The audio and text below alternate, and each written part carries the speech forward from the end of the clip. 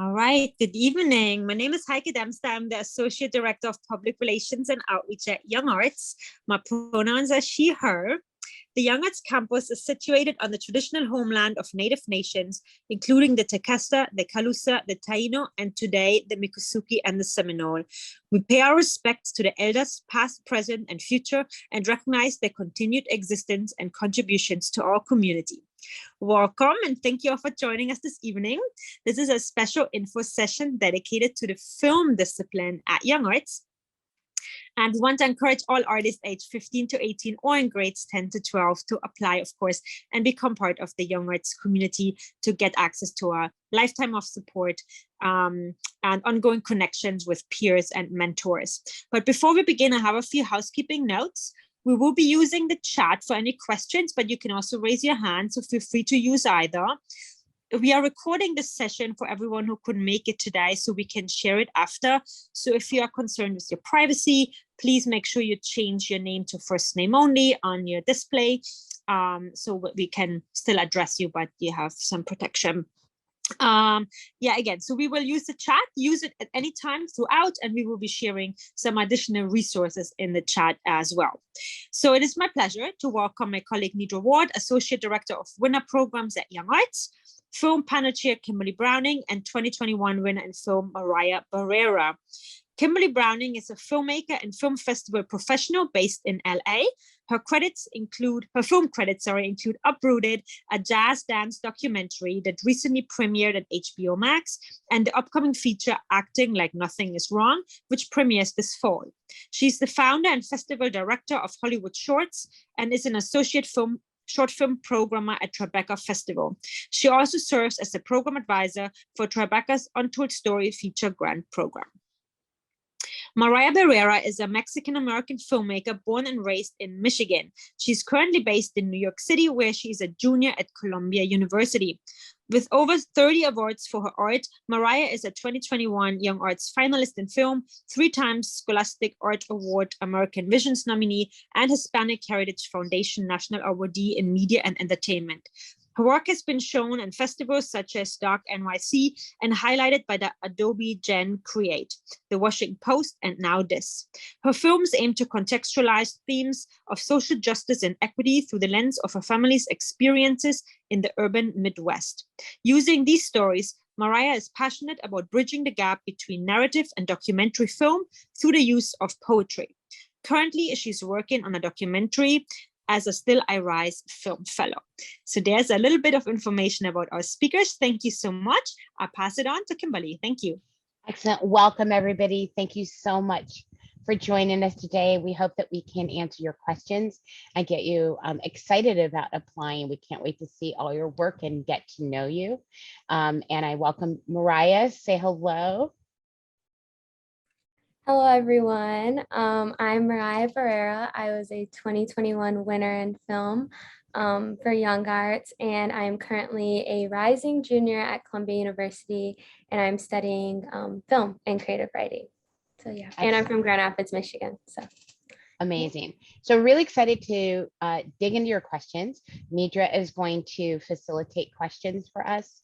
And we really want to tackle any questions you have about submitting, about what we're looking for, and how our selection process works. And we're really excited for Mariah to be able to share her own personal journey of applying, getting in, not getting in the first time, and how that works and how it really became a part of her journey in figuring out college and the amazing success that she's had with her film so far. So Nidra, where do you want us to start? Let's start with requirements. That is always a good place to get down to the nitty-gritty. First, I just want to say that to confirm the eligibility to apply to YoungArts is between the ages of 15 to 18 or in grades 10 through 12 on December 1st of the year that you're applying. So this year, December 1st, you would have to be either the age or the grade. If you're both, that's great. If you're one and not the other, that's totally fine too. But it is by December 1st. So I just want to put that out there first, and then we can talk a little bit about the requirements. Kimberley, do you want to take that away and tell us what you're looking for? Yeah, absolutely. I believe it's 10 minutes, and obviously that 10 minutes can be one piece, or some people choose to do two pieces. It can be really helpful if you have a longer piece that you've done and you want to cut it down and show us a little bit of both, particularly if they're different styles. If you have a narrative and a doc, if you've done something that's more artistic and something more narrative, just make sure that when you are choosing that moment, so you're going to share it with us, it gives us a real sense of your storytelling, your actors' performances, and something that really shows something unique about your visual language. That's what I know really resonates for us as a panel. There's 3 of us on the panel. We're all professional filmmakers and artists, and we really love the inventiveness and the creativity and a moment that we don't expect in your storytelling. As you're looking through the different pieces of work that you've done, those are things to look for when you're choosing what to send to us. Mariah, do you have any insight about how did you choose, the piece that you sent us was so magical and captured our imagination from the first time we saw it, but you had other work. How did you choose that documentary to send us? Yeah, so I actually I entered YoungArts 2 years before the 2021 year, their application cycle. So I entered the first time I entered, I didn't get in. The second time I got honorable mention, and then this last previous time I got finalist.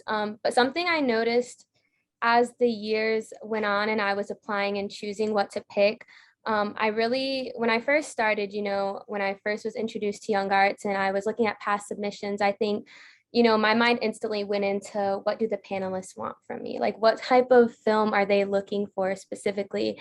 But I think as I started entering, as the years went on, it kind of shifted to what story do I feel most inclined to tell right now?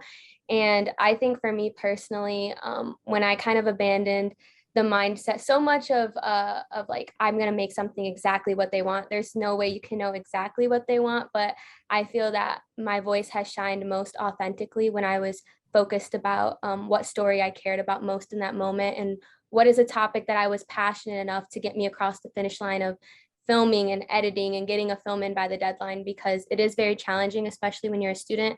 But if you pick a story you're passionate about, that definitely helps the challenge of getting to the finish line and getting it in by the deadline. So I think really focusing on what story are you passionate about enough to get that film done, but also what story do you care about most, rather than what you think they're looking for exactly. I think that's great insight. What was really special about, from our perspective, is watching you grow. And we remember, oh, they submitted 2 years ago, or they submitted a year ago, and we can see the growth and we can see the change. And so just know that we remember you. And even if you don't get in this cycle, we want you to continue to submit and show us how you're learning and growing in your storytelling. What was very specifically special about Mariah's is she told a story that was inspired by her family's own story, but there was an artistic, poetic approach to it. She found some techniques that maybe you'd be familiar with music video, but it still resonated and it still told a beautiful story. And she used her uncle's kids to play them in her piece. And so there was so much creativity that even though it's a personal story and she did make something about something she knew, there still was a significant expression of her own visual style. And that really, that combination helped that film stand out to us. Yeah, any other questions on that subject? No questions came in, but I just wanted to tack onto that every single panelist has said the same exact thing. Stop trying to lose your voice and think about what it is the panel is looking for, and just give them your voice. And that is, it's just so funny that it's being said in every single info session by every panelist. So it's very interesting to witness that over these last few sessions. And I'll add on one more thing to think about. Sure. Our filmmaking and the things that we express are informed by our common human experience. And so many times we are all approaching similar subject matters. And so you want to make sure that to remember that we've been through COVID going into the third year. So if your film's about COVID, it needs to be in space or, really making sure that you don't underestimate how many other people are dealing with subject matters of our time and subject matters that are that you're living through. We've all lived through it, but make sure that there is something really special and unique if you are going to have your theme set in something that's informed by common human experience or politics, or your relationship with your mom. We want to see how you are specifically expressed in that, not that you get it right in terms of having the right political agenda.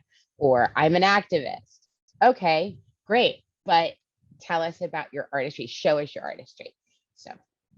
So I'm going to go to the chat because a couple came in as we were both talking. So I got a direct message. What are you looking for in animation?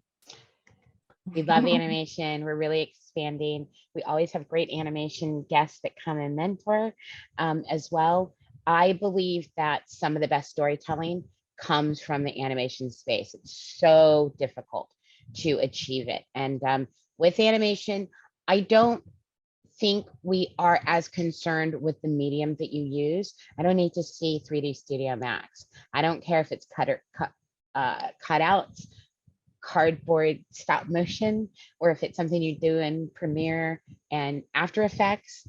I want to see story. I want to see a character that's going through a journey, and or something that's really self-meditative and self-expressive.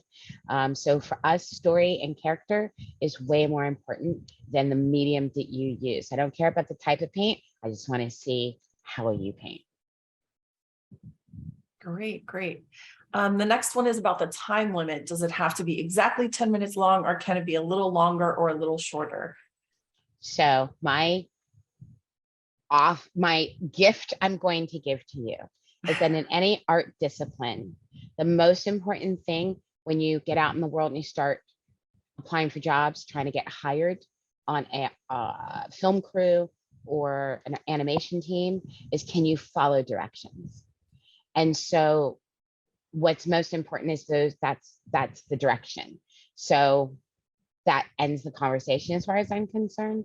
Being able to give me something in 10 minutes and being able to do what we're asking for is one of the first filters in terms of, are you going to be somebody who's going to contribute to the cohort and be able to be present and open to the program that we have expressed for you.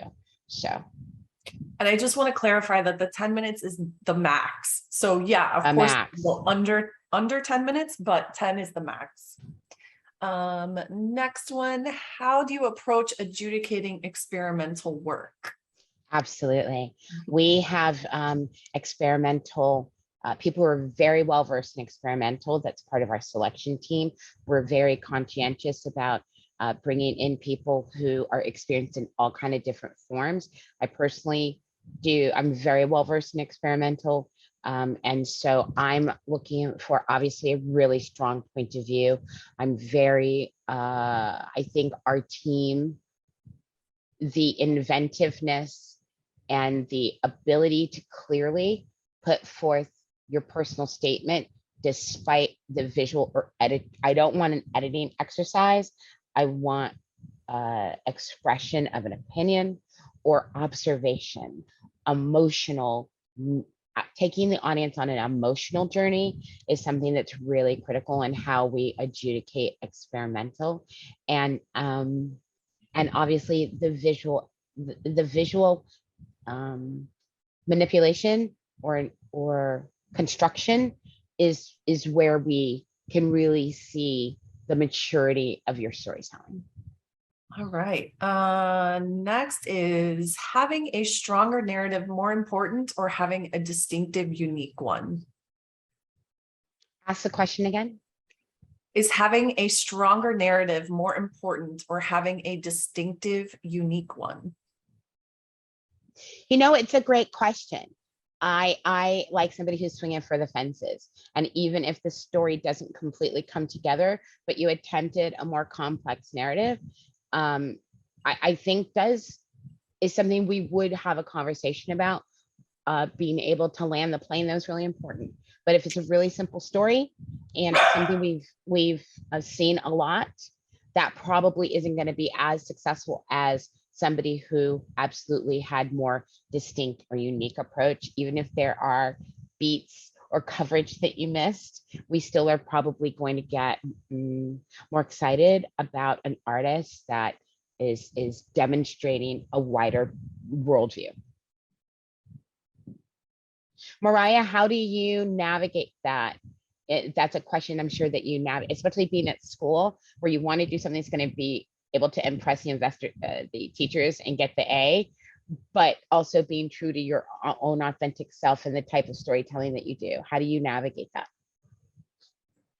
Yeah, I was thinking about it, but I think the more you continue making, the more those two things start to coincide with each other. And I think that's why it's important to just, even when you're not working on an application for YoungArts, that you're continuing to create, because I think those two things, when you have a very unique and specific, strong point of view, I think naturally that starts to help to guide the narrative and make it more holistic and complete. I'm still thinking about it, but I think for me personally, I've noticed that those two things are starting to coalesce more the more I practice doing it, because I do think that, you know, having a strong point of view is kind of what helps me to start to develop some of those more narrative skills, especially as someone who didn't do film classes in high school. I kind of had to learn, you know, what does it mean to tell a complete story and to take, you know, have a character who goes on a journey. I had to develop that by developing a very strong point of view about the story that I'm telling in the topic. So I think, you know, one kind of leads to the other, and the more you do, the more that those two things will intersect. So I guess the best thing is trying to figure out what story you can tell that kind of lets those two things intersect. And remember that, especially in film, you can sometimes get caught up in what I call the circus tent, which is art department, trying to do period pieces. And what we find is that those that spend a lot of their economy on getting period pieces and getting cool old houses sometimes then lose time and don't have enough coverage, and the performances suffer because you spent so much of your time making it the 50s or chasing down music instead of really making sure that your character's story was really three-dimensional and that their obstacle or conflict had higher enough stakes. And so I want to encourage you to always performance, and that character is the fundamental that we're going to evaluate on. And it doesn't necessarily have to have a lot of bells and whistles in terms of in your frame. That's going to be, we could have a really beautiful 1940s piece and not have a great story and not have great performances because you spent all your time and money on circus tent instead of the performance on the inside. All right, I'm going to go back to the chat, but I think you already kind of answered this throughout these last couple questions, but are there certain themes to follow within our films or no? I think you kind of answered that. No, the theme to follow is what's shaking you to your core? Yeah. What do you want to get on the roof and scream about? What are you navigating? What are you observing in the people around you? What keeps you up at night? What I love genre. I love all kind of expression. And so we are going to resonate with what it is that you have to say, because remember, YoungArts is not a competition about your art piece, right? This isn't sending in a script or sending in a film like at a film festival and somebody's going to win best film. This is finding our next generation of artists that are going to lead our country and our culture using art. So we want to know you, and we are investing in you and choosing who's going to come and get this encouragement and even honorable mention and the other designations not just the winners, but everybody who comes in runner-ups also get access and resources to amazing support and education and fellowship that's really critical. So remember, this is about you and who you are. Your film is a representation of that. So I'm not trying to find the best film, I'm trying to find the most exciting new artist. And the next one is, how do you define experimental film? Absolutely. Is that something you need to speak to, Nidra? Do you guys have designations? No, feel free. Okay, for our panel, the distinction is if you are using art forms and editorial styles that does not follow traditional narrative construct. Now, if you're making Memento and you're doing something that is non-linear, that is not necessarily something that's going to end up being considered in the experimental group. That's just inventive storytelling, but still probably a narrative arc to it. Things that are really visually forward, things that are experimenting with the techniques of filmmaking itself, sometimes unusual mediums, unusual styles, taking images and transforming them using visual effects or using your own manual things. That we have all kind of phenomenal things that people are doing and exploring, and even experimenting with the medium itself would be considered in the experimental group of films that will be evaluated, as well as telling non-linear, non-traditional American storytelling. So this next one I can jump in on. How likely is it for a 15-year-old first-time applicant to be a finalist? It's very likely because the adjudication process is completely and totally blind. No adjudicator knows your name, how old you are, what school you go to, who your teachers are. It is completely blind. Each judge is only getting your film or films. So they have no idea how old you are. So yes, we have had 15-year-olds that were finalists in the past. Absolutely.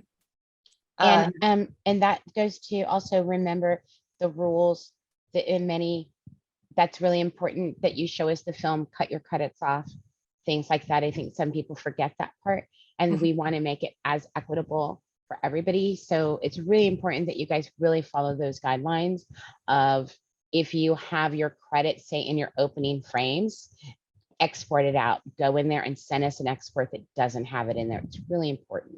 Even if it feels like it's been timed to the beat, that's not going to make or break the dynamic. You should be having a visual frame that's giving me story from the very beginning, whether you got front credits, cut those end credits off. We really don't want to see them. We really want to be as open-minded and not know who it is, particularly because we do have applicants who are applying again, who we have met in the past, who we do know work. So we want to consider their work as equally as everybody else's, not be like, oh, this is Stevie's film. So it's really important that you guys really try to follow those rules as closely as possible. The next one is, how do you weigh production quality, i.e. better cameras versus the story, since I don't have access to a very good camera? I love this question. And I don't care if it's hand-drawn stick figures and you took photos of it and you put it in Adobe and you animated it. If it's clever, if it's funny, if it's heart rendering, I don't care how you make it. I don't care what tools you use. I care how you tell your story. We do not, production value to me means you were clever in the way that you dressed your set using the resources that you have, not an Arri versus a Canon. I see great Canon 5Ds all the time. We have films that are going to Sundance and that are winning awards that are shot on iPhone. I think iPhone with the apps are so, there's no barrier to entry anymore to you telling your story. Mariah, I love Mariah's story because Mariah didn't have a high school that had a support for arts. She was making films on her own with her family, and she didn't have the resources that kids at LACSA and kids at some of the other bigger art schools have. And I think, Mariah, I'll let you jump in. And how did you navigate that concern of, I don't have the fancy gear like everybody else, and not let that get in your way? Yeah, so speaking to that, again, yeah, I did not have access to those things. And that was one of my concerns when I first started entering Young Arts was, am I qualified? Am I allowed to enter something in here? But really, it's, again, it all comes back to having conviction about the story you want to tell. And I knew for me, like, I wanted to tell it at any cost. So I was going to have my siblings use their phone flashlights as my lighting for my outside scenes. I was going to, have my nephews and cousins like help me in the film. And um, it does come down to like how much you want to tell a story. So picking something that like you want to tell at any cost, but also recognizing that at the end of the day, it is about the story you're telling and it's not about the equipment. Because even now that I'm in college, I have peers who have access to crazy cameras and resources. But at the end of the day, regardless of whether it's a young arts setting or whether I'm in a classroom, story always trumps over, what you're using to tell it. And when I first started making films in high school, I was using my phone. I was using my phone in iMovie.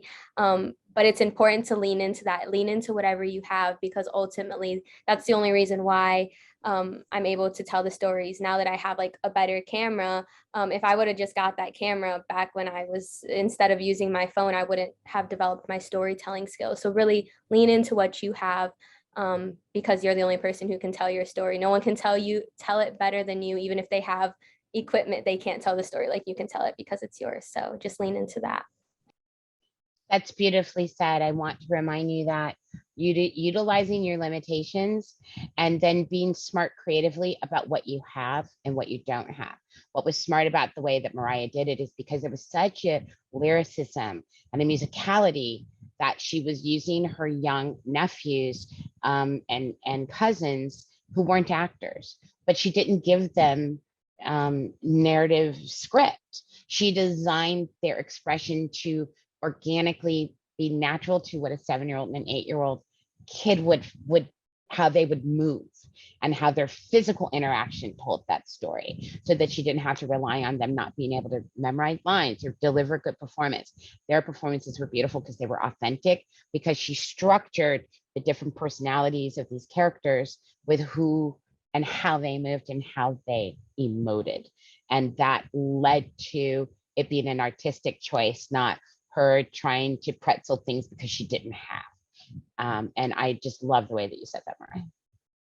Thanks. And I just want to echo that. Like, that's really good about using your limitations as a creative device, because I feel like a lot of that film was like, a lot of the things and ideas I developed really came out of that. I don't have this, so now I have to figure it out and problem solve. But oftentimes I think that leads to like even more innovative creativity when you don't have something. That's when, things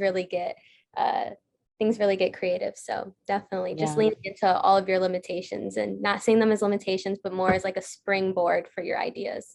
All right, next question. Am I able to submit 2 different films of 2 different genres?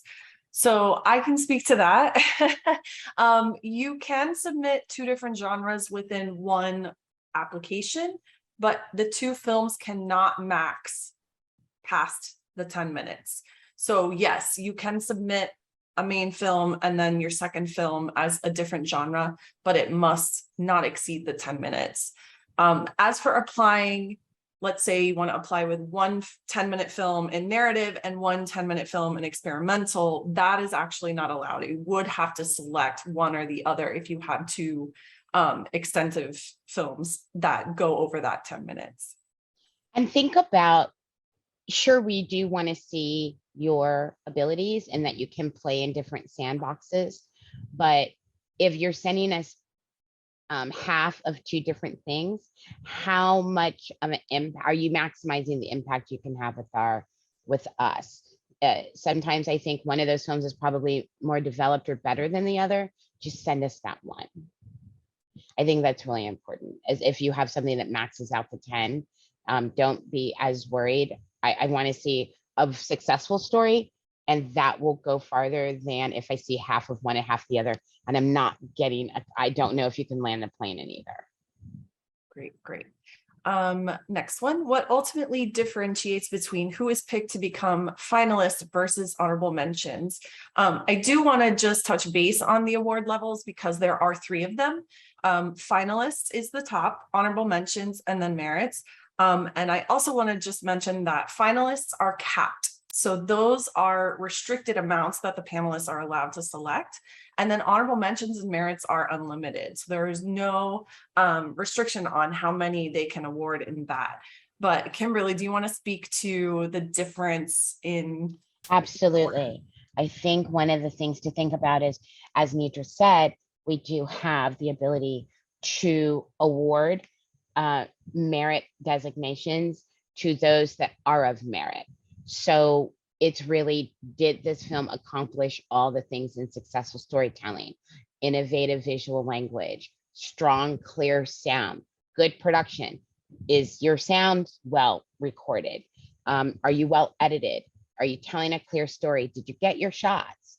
Did you get the right coverage? Was your camera in the right place? So we're looking at technical storytelling as well as performance and execution of story. And so the designations of what's going to make a finalist versus what makes honorable mention is then who was the most creative, who was the most original, who had the most successful technical achievement in the execution of their art form. And I have to say,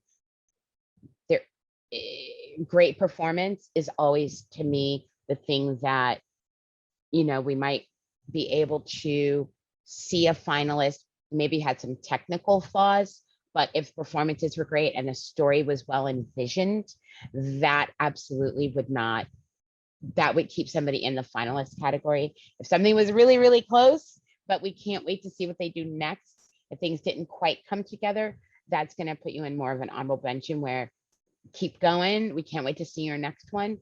That's the designation. I think that makes the difference because we have such limited seats for the winners or the finalists. Those really are who checked all of the boxes. And we always have more really successful filmmakers than we have slots. That's always going to be a dynamic of so many of you are deserving. And so because you don't make a finalist doesn't mean your film wasn't finalist quality. It just means that maybe this story was a little bit more original, or they had a perspective that was more avant-garde or more just did something a little bit differently. But it absolutely, most of our honorable mentions are always very successful films that were a little bit more conventional or had a teeny little story issue, or we could tell you didn't make your day and you missed some shots, but everything else is kind of there.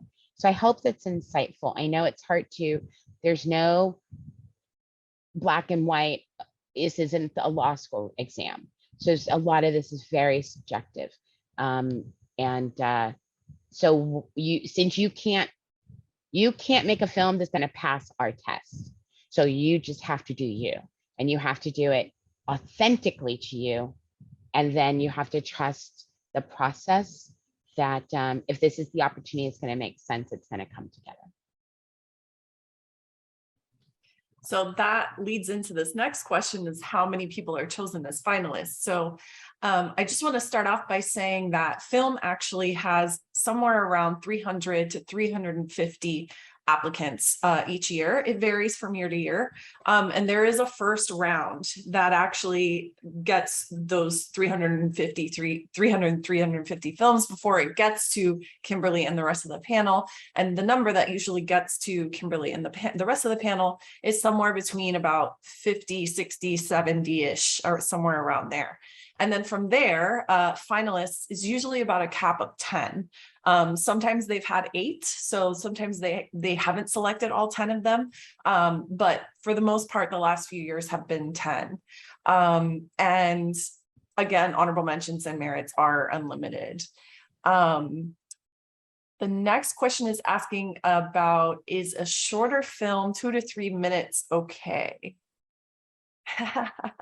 Yeah, Yes. again, the 10 minutes is the max. So you can absolutely do a shorter film. Yes. Absolutely. And we love seen PSAs. We had somebody that got in on a women's right PSA that was amazing. She was so cool. I think she was a homeschooler, and she lived in a place where there's no arts, really conservative. And she just had this volcano eruption, and it was just really well shot and really explosive. And you could just tell her and her personality. And once we met her, it just was so, you could tell, oh, you're who made that film. And I think it was maybe 3.5 minutes, and it was magical. In my film, sorry, I just wanted to jump in because that was a concern of mine when I was entering too, but my film was like 4 minutes, around 4 minutes. So definitely you can enter short things. Yeah, and that was out of the gate. We knew immediately when we saw Mariah's film. You just know when you know. And it was succinct, to the point, and she dropped the mic. The next one is does the piece have to be solely directed by you, or can you submit a co-directed piece? So I just want to speak to the fact that Young Arts across all disciplines is a solo competition because it is blind. We don't know who is submitting this media. And so the piece does have to be solely directed by you. There cannot be any co-directors. If you choose to do a double submission, do the films have to be 5 minutes each, or can it be 4 and 6? No, whatever the combination is that you want to do and you want to show to the judges, that is completely up to you. It's not 5 and 5. It's just a max of 10.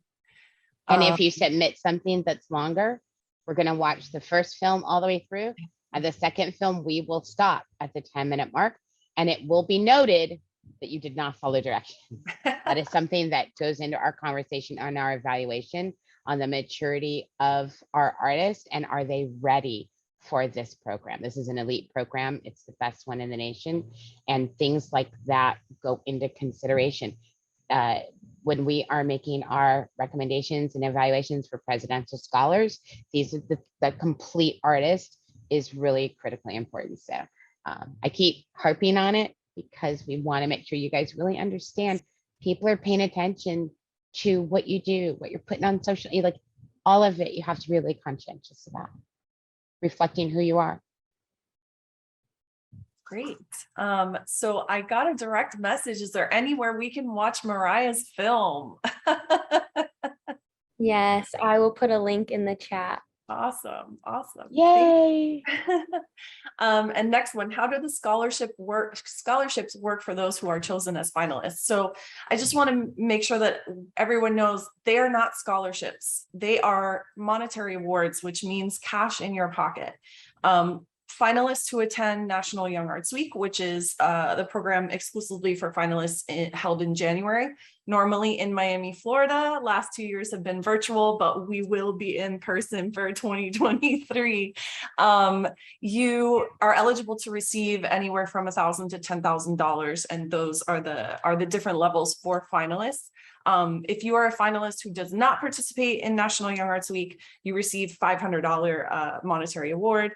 Honorable mentions receive $250 and merits receive $100. So those are in no way, shape, or form do you have to use those for school, education, room and board, none of that. There's no restrictions for that. It goes in your pocket, in a check, in your name. Let's see. Can you yourself be in your own film? Yeah. Yes, happens absolutely. all the time. Happens we all love the it. time. Yeah. We love it. And we have had, I don't know how this has worked with the other art forms, but many of you are multidisciplinary. So we have had people submit their screenplays to the writing and then the films to us, and people who are actors who are applying to theater.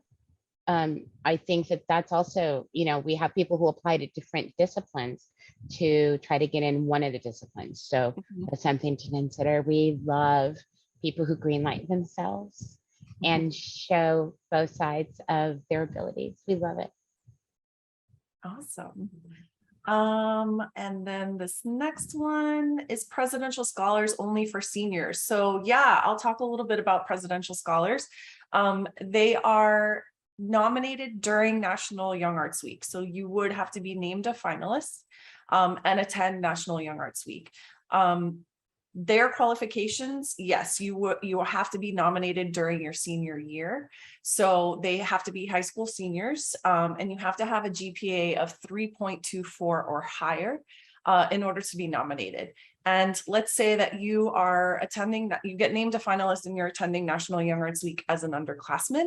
We invite you during your senior year to resubmit updated material so that the panel can consider you for nomination that year. So there's no worry about if you win as a 10th grader or 11th grader. We will bring you back to apply again and submit updated materials to be considered. So yes, it is for seniors only for presidential scholars. Who does the copyright belong to? Sure. Your copyright is yours. And this is not assigning copyright. This is a educational program, an arts program, an arts experience. Because of film, because many of you, so during Young Arts, there are some performances that are broadcast, especially for those of you who watch Young Arts that you can see on YouTube. You will notice that the films are not there. That's because your copyright doesn't necessarily have the licenses for some of the music that you used, although you didn't do some releases of things that are probably in your film. So we protect you in your film, and those are done behind a link that is shared when we do our exhibitions, in addition to when we're in person and live. And that goes to that. So this does not assign any rights to Young Arts. This is an example of your work, just like those in the dance or the jazz or the art. This is part of your portfolio that you are showing us to see if you are an artist, to be a candidate to be invited to Young Arts Week. So that's the end all be all of that. And even if you submit to festivals, you are not assigning your copyright to them. It's an exhibition agreement. Actually, just to speak on that, we do get the question constantly, if they apply with their film to Young Arts, this is across all the disciplines actually, does Young Arts own that, or can they submit it to other festivals and competitions?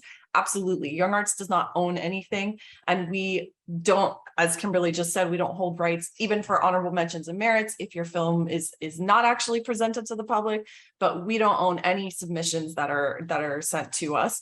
And you can absolutely submit to other programs and competitions and festivals. Absolutely. This is not a juried competition. Film is not a film festival competition. So this does not affect your eligibility for any other festivals in the Florida area that's in the same region. We are in no conflict with any other festivals. So you can still apply to Miami or Miami Shorts in November, or any of the Florida festivals. Young Arts is a separate exhibition. And that leads into the next question, which is, in that case, can we use copyrighted music on our submission? Absolutely. We can get into a conversation creatively about our own artistic thoughts about making sure that the music doesn't overcome your message. Sometimes if you use music that's so known, it can make me think about where the music came from instead of staying in your narrative and staying with you and the world that you've built. I don't want to be pulled out because you've used some music that reminds me of the movie that it's from, or really big Supreme song, or really big Rolling Stone song. Doesn't make me think your movie, it makes me think of Mick Jagger. So really, when you're thinking about your creative choices, what's going to enhance me staying connected to who am I rooting for in this scene, and what's the outcome, and how do I emotionally feel about it? So I always encourage you to use music that makes sense for your scene.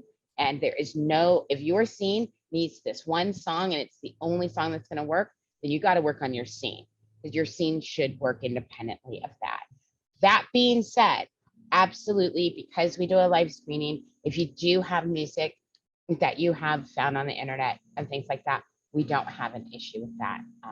In our exhibition, you're able to do that. Is there a place to watch the winning films? Yeah, as Kimberly mentioned earlier, due to copyright issues, we cannot post them on our YouTube page. So unfortunately, there isn't, unless you happen to meet someone like Mariah who is willing to give you the link to her work.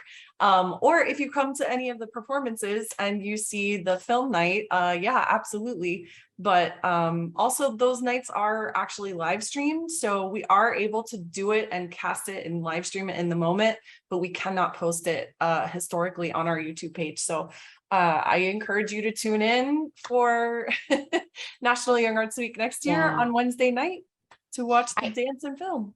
I do offer that on the Young Arts website. You can go back and look at all of the film winners and then find their social media. Most of them have links to on their Vimeo or on their pages, or just email them and say, hey, I'm thinking about applying to Young Arts. I saw, can I see your film? It's a really great way to meet other colleagues, especially people in your area. So individually find those filmmakers that have been in the past, like Dusan and Teddy, and there's just so many. And most of them have their links up on their YouTube or their Vimeo, and you can see the films, but you'll have to do the legwork. Yeah, I'd say too, yeah, don't be afraid to reach out, like find their Instagram and stuff, even if you go through the Young Arts page. I know I did that when I was doing some digging about past winners. And also I've had people DM me as well about thinking of entering and stuff. So definitely do your due diligence on social media and don't be afraid to reach out, because everyone I've ever reached out from Young Arts, even if it was a different discipline, even after I won, everyone is so kind and so willing to talk about their experience and what they did. So don't be afraid. All right. If you get to National Young Arts Week in your sophomore year, I saw this on your website, basically you can't attend next year anymore. So that is correct. Once you attend National Young Arts Week, you cannot reapply to the program. So that is the top level. If you reach that top level and you attended the program that came along with that top level, that's it. You are still a winner and you are still able to participate in all of the benefits that we have available to all of our winners at all three levels. And we'll talk a little bit about that too, because Kimberly has actually been very involved with our past winner programs. And so once you're a winner, you're always a winner. We have this great portal called Young Arts Post, and that is an exclusive platform only to Young Arts winners at all three levels. And you can go on there and find open calls for opportunities, for scholarships, for collaborating with your fellow winners, for networking. There's so much to do on there. It's basically like Facebook, but it's only for Young Arts winners. And Kimberly has actually done a couple programs for our past award winners. And we have programs that we'll be doing in the future live in different cities. And we do a lot more on Zoom that's available for we do some things that are exclusive for all the film alumni, master classes with John Ridley, master classes with Pete Chapman, people who are doing film, television, animation. We've had a director of The Simpsons who's been there since like season 1. So we have really amazing people who come, other alumni who come back. So we are developing more programming, but once you've been at Young Arts and a winner, you then graduate into an amazing family, and you have all the access to all the programming and resources we have for you post-winner that will be with you for your entire career. So you will begin to have access to some really exclusive resources, programming, scholarships, and artist grant. We give artist grants on a monthly basis to our alumni. Great, great. Is Young Arts Week like a connection area, or are you taught more in your discipline during the week? Yeah. So I do want to talk a little bit about that, and then I will pass it back to you two. But so Young Arts Week is, once again, you're named the top level, but that is also the week where your levels are determined anywhere from $1,000 to $10,000, and also where nominations for presidential scholars takes place. It is a culmination of all 10 disciplines finalists who come together, and you are, within your own discipline, but also doing interdisciplinary work with other disciplines. You get to work with your fellow finalists and also meet the panelists who selected you. and you get to see each other's stuff every single night. There is a different discipline show happening every single night, which is also really, really amazing. And we also do a little networking thing where we have snacks in the hall at the at the hotel after each night's performance. So it's a whole lot of stuff, but yeah, it's not just making connections, but you absolutely will make connections and find people in your life for the rest of your life. Mariah. I definitely want to talk about this. So my experience is a little bit different because I was the pandemic cohort. So we were virtual, it was Zoom calls, but still the most incredible experience that I've had. The way I kind of think of it, it was kind of like three different like facets to it. There was one where you're like meeting other artists, so meeting other filmmakers in your cohort, and creating connections with people across disciplines. I know during the virtual Young Arts Week, we had a few like little sessions where there'd be different people from the different disciplines, and we'd do like a group artistic exercise that could kind of be applied to all disciplines. And then another part of that was kind of the more like master classes, so like a mix of like professional development but also like technical stuff. We had a master class on directing actors. We had one about like making cinematography on a budget, so like using stuff from Home Depot. We had a class about that. And then we also had things where like we had assignments where we all kind of got like the skeleton of a script and we had to personalize it, and then we got to have a table read with professional actors. And we also had different directors, cinematographers, people who are working in the industry come and kind of tell us about their journey, how they got there, and answer our questions. And then the last facet of that, I think, would be like your personal voice and kind of developing that as well. I know some of the activities we did were kind of more about like our life and ourselves and, you know, how that translates to art. I remember one thing we did, we like had to, in order to bond with our group, we created like this circle chart of like 3 really important moments in our life, including the one when we decided that we wanted to do film. And I know for me personally, reflecting on that made me go into the week thinking a lot about like my artistic voice and what it is that I wanted to get out of the program. So it's kind of a mix of all of those things. It really like kind of covers all of the bases, especially as like an emerging filmmaker, and kind of showing you the possibilities in your field, and also giving you a community of artists who I know for me, I wouldn't have had otherwise, both in film, but also across disciplines. So that was kind of like what my experience was like. It kind of was a mix of all of those, very fulfilling. So we prioritize interdisciplinary study and engagement. So during the live week, there are going to be certain activities. First of all, you will be roomed with a participant from a different discipline. Nobody's ever teamed up with somebody from their discipline. So that number one is going to spark creative engagement. There will be certain things through the week where different disciplines team up and also create in real time. The jazz, sometimes you'll have a jazz performer and somebody from the writing team, and they'll create something in that session and perform it later in the week. So we absolutely facilitate people from different disciplines getting in the same sandbox and mixing it up and exploring creativity together using a multitude of our tool sets.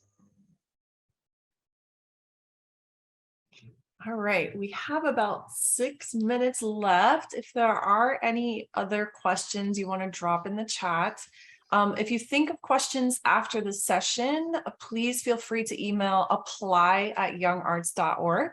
That is the best place to get your questions answered. We also have a new feature on our website that we started last year that's called Ask an Artist. And that's where you can ask a question to past winners of the competition and, you know, talk to them about their experience applying, as Mariah has done with us tonight, and also ask them what it's like to have a life in the arts. So check that out as well.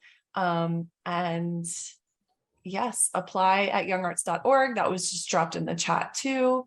And thank you all so much for joining us. I would love to have Mariah kind of land us with why she applied to Young Arts and what she went through without having any support any teachers that knew how to do the application, and what she thought was the key to help her be successful in getting her application to us. Yeah, so definitely knowing that I cared about film and I wanted to pursue it in high school, like that was a push for me to look for opportunities outside of the classroom. Since I didn't have any teachers telling me about opportunities, I would go on Google and find, different competitions and things to enter. And what really stood out about YoungArts is seeing the caliber of talent in people my age. And that really inspired me that like I could be a part of that, and that, I could have that experience. And I think something really important if you are planning on applying, and this is something that was very important to me every year that I did it, was before I even got started with the process, I would write down like why am I entering this film and why am I telling the story? So when I would first start writing, it would be very like, because you want a film to submit to YoungArts. Okay, but why? Because of the opportunities it'll provide. Okay, but why this story? So it kind of would get deeper as I kept writing. And then I would land on why I'm telling this story specifically. That's kind of what it passed entering YoungArts, past what YoungArts would do, like why this story specifically. And when I did that before even going on with the process, I noticed the times when I was doubting myself, the times when I was like, I don't know if it's worth me applying because I don't know if I'm going to get in, or I don't know how I feel about how this project is going, the editing or whatever. I would literally go back to like what I wrote in the very beginning, like why am I telling this story? And that's honestly what carried me to the finish line, because I didn't have a teacher, reminding me of the deadline or reminding me of like, this is an amazing opportunity. Like people before you have done it. Like I had no one in my network kind of actively pushing except for me. But I think kind of using my past self as a way to keep my present self through the process motivated was super important. So I really encourage you to, write down why you're applying and why you're telling that specific story. Hang it, put it on your desktop, on your computer, put it in your editing space or in your room, on your wall. And the times when you kind of get a bit discouraged or you don't know if you're going to make it to the deadline, like read over that, because I guarantee that that's going to provide some extra motivation if you need it. So that'd be my words of advice for that. And the deadline was dropped in the chat, but I just want to say it. It is October 14th. That's a Friday at 11:59 p.m. Eastern time. So that's 8:59 p.m. Pacific. Any last words? We are so excited that you said yes to yourself to even show up today. We hope that you also share it with people that you know who maybe wouldn't think that they were worthy of this opportunity as well. Please send us your work. We can't wait to get to know you and hopefully be part of supporting the next steps in your artistic journey. Great. Thank you all. Thank you, Kimberly. Thank you, Mariah. So good to see your faces. Have a great night, everyone. Thank you. Looking forward to working with you, Kim. Bye.